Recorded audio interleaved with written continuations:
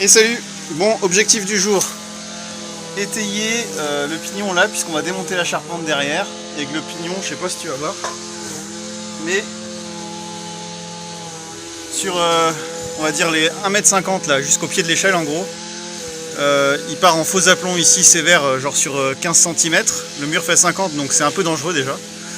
On considère qu'un mur il est prêt à tomber quand en gros le faux aplomb du mur arrive à la moitié de l'épaisseur du mur. Donc là c'est un mur de 50. À partir du moment où on est à 25 de faux aplomb, ça devient vraiment dangereux.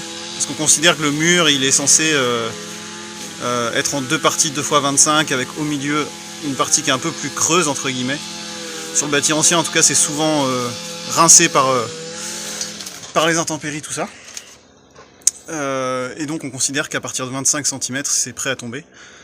Là on est à 15-20 cm, donc on va mettre les pièces de bois que tu vois là qui sont debout contre. Donc on va mettre celle-là qui est un peu plus courte contre la façade, posée sur le poteau ici de l'appentis. Donc on va se servir de ça. Et puis l'autre qui est en biais, elle ira en haut ici choper la pièce de bois qui est à plomb. Et elle viendra ici s'appuyer sur l'arbalétrier. Et ici je reviendrai mettre un poteau qui viendra sur le mur en béton.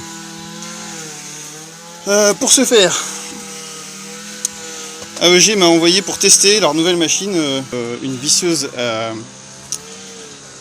à choc. Et donc c'est des impacts longs. Donc ça change vachement des visseuses à choc classiques qui font ta ta ta ta ta ta ta.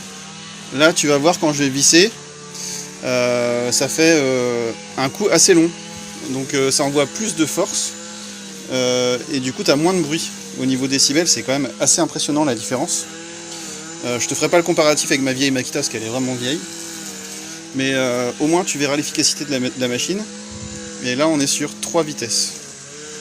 Donc tu as quand même le choix des vitesses, alors que sur la majorité des visseuses à choc, il n'y a pas de sélecteur de vitesse. Et donc là de vitesse 1, 2 et 3. L'idée du coup c'est que je m'en serve pour faire les renforts d'étaiement ici, et après je m'en occuperai, enfin je l'utiliserai aussi pour toute la partie charpente. Donc voilà, on va la tester au fur et à mesure. L'idée c'est de mettre de la grosse vis. Donc là tu vois on est sur de la 8 par 140. Ça va permettre de choper ma moise ici, et qui fait 5. Et ici la pièce de bois là, c'est un 8-20. Donc normalement on traverse et on dépasse un petit peu. Et avec ça on sera tranquille.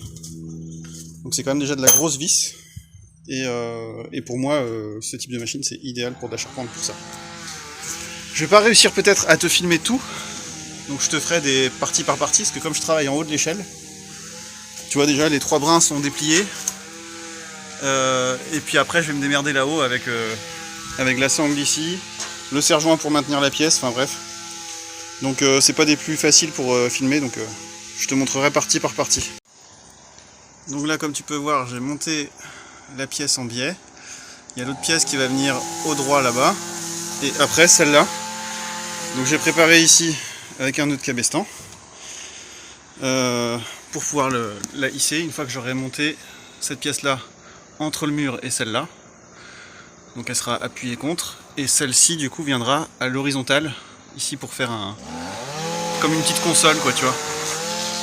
Donc là je vais monter avec ça ma visseuse et normalement on est bon.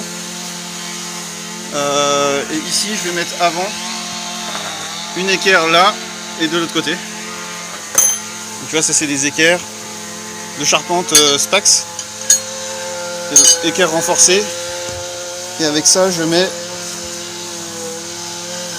du tire-fond. Donc c'est du, je crois que c'est du 10 par 80. Donc tête hexagonale et empreinte Torx en 40, en T40. Donc ça va aller là-dedans, ici, et puis j'en remettrai une là. Voilà. Donc là je t'ai préparé la vis histoire que tu vois. Donc là c'est du chêne. Et c'est du 8 par 15. Donc tu vois c'est quand même au niveau bruit, c'est quand même vachement agréable quoi. Hop. Donc là tu vois j'en ai mis une, je vais mettre une autre de l'autre côté. Histoire d'être pépère. Et ça me laisse, du coup, comme je mets qu'une vis pour l'instant, ça me laisse un point de pivot pour pouvoir basculer au pignon là-bas, celle-là, et la relever. Et du coup, je vais remettre une équerre là-haut aussi après. Donc même principe, voilà. Bon, tu vois, étant tout seul, du coup, je mets d'une sangle pour tenir cette espèce d'entrée, de demi-entrée là. Donc je l'ai fixé là-bas avec une équerre pour maintenir poussé ici. Et ici, je l'ai vissé avec une vis en biais pour mettre en compression suffisamment le bas. Et que le haut, tu vois, quand je secoue là, ça tient. Je vais me remettre une deuxième vis ici. Donc là, cette vis là était dans cette fibre là. Je vais la mettre dans cette fibre là, mais il ne faut pas que je la mette dans la même fibre que celle-là. Donc je vais la mettre à peu près là. Et là, je vais la croiser dans l'autre sens, ici. Et après, je sécuriserai en pied. Et voilà, après il me restera normalement juste une écharpe à mettre d'un des deux côtés pour que ça ne bouge pas. Et je vais être bon. Idéalement je mettrai une chevillette aussi là-haut. Et puis on sera tranquille. Donc je vais mettre une vis ici de 840. Donc en bout TX40. Et là du coup tu vois je peux continuer de parler. Et voilà. Et donc là je suis en vitesse 3 parce que c'est du résineux et la panne aussi c'est du résineux.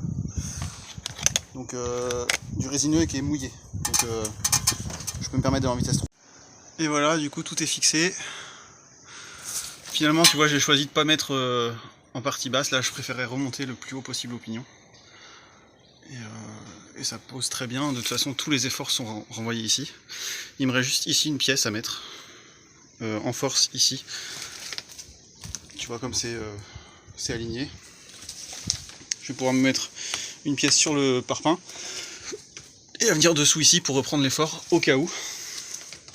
Parce que cette pièce là elle prend déjà... tu vois elle est assez vieille déjà donc on va peut-être pas trop lui en demander. Même si on a enlevé pas mal de poids au-dessus, il y avait du fibro comme ça. On l'a démonté sur la partie haute et il y avait du lierre, énormément de lierre.